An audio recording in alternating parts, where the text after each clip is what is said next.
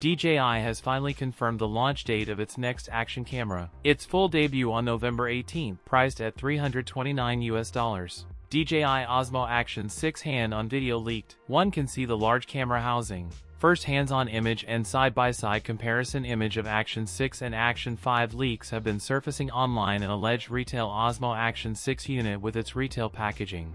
The camera is featured alongside its packaging. The Osmo Action 6 could deliver the most meaningful imaging jump since DJI introduced the Osmo Action 4. The new model will feature a 1/1.1-inch stacked CMOS sensor co-developed with Sony, a variable aperture of f2.0, f4.0, larger than both the Action 4 and the Action 5 Pro. Video capabilities may also take a leap, with support for 8K recording at 30 frames per second, and ProRes video, 5.3K per 60 frames per second, and 4K per 120 frames per second formats, with improved RockSteady 4.0 stabilization, IP68 rated durability, and 20 waterproofing.